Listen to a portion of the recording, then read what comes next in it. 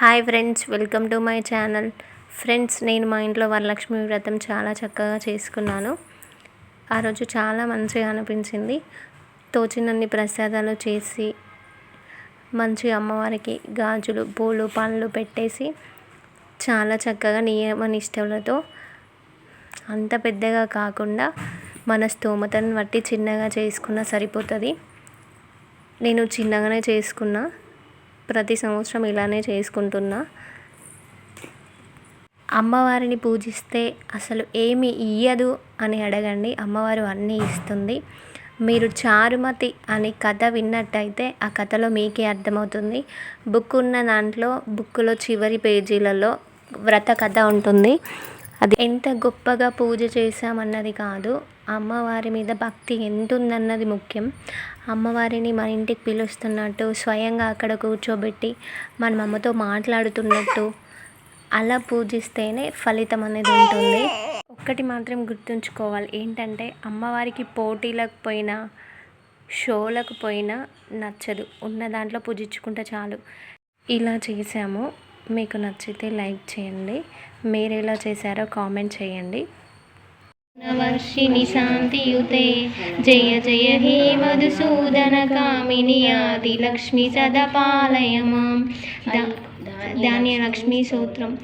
ఐకలి కల్మషనాశిని కామిని వైదిక రూపిణి వేదమయే క్షీర సముద్భవ మంగళ రూపిణి మంత్ర నివాసిని మంత్రమయే మంగళదాయిని అంబుజవాసిని దేవగణాశ్రిత పాదైతే జయ జయ హే మధుసూదన కామిని ధాన్యలక్ష్మి సదపాలయ మాం. ధైర్యలక్ష్మి సూత్రం. జయవర వర్షిణి వైష్ణవి భార్గవి మంత్రస్వరూపిణి మంత్రమయే సురగణ పూజిత శీఘ్రఫలప్రద జ్ఞాన వికాసిని శాస్త్రమయే భవభయహారిణి పాప వినాశిని సాధు జనాశ్రిత పాదయుతే జయ జయ హే మధుసూదన కామిని ధైర్యలక్ష్మి సదపాలయ మాం.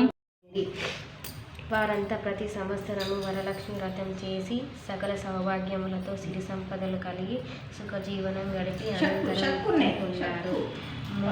మహర్షులారా, మముక్షులారా, శివుడు పార్వతికి ఉపదేశించిన వరలక్ష్మి వ్రతాన్ని సవిస్తారంగా మీకు వివరించనున్నాడు. సూత మహర్షి ఈ కథ విన్నా, ఈ వ్రతం చేసినప్పుడు చూసిన సకల సౌభాగ్యాలు, సిరి సంపదలు, ఆయుర ఆరోగ్యాలు సిద్ధిస్తాయి.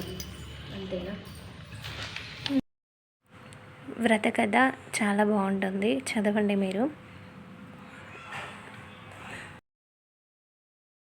పూజ అయిపోయింది. అక్కడ కూర్చొని అమ్మవారిని మేమేమైనా తప్పుగా చేసి ఉంటే క్షమించండి అని ప్రార్థిస్తున్నాము.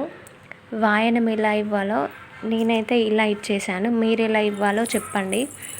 ఈ మధ్య వెరైటీగా, కొత్తగా, స్టైల్గా ఇస్తున్నారు, కానీ పాతకాలంలో ఇలానే ఇచ్చేవారని నేను బుక్లో చదివాను, అందుకే ఇలానే ఇచ్చాను.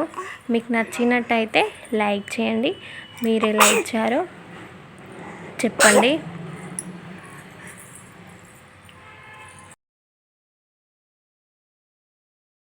మన స్తోమతను బట్టి మన దగ్గర ఉన్నది పెట్టి ఇస్తినమా వాయనం అంటే సరిపోతుంది. వాళ్ళు పుచ్చుకుంటేనమ్మా వాయనం అంటారు.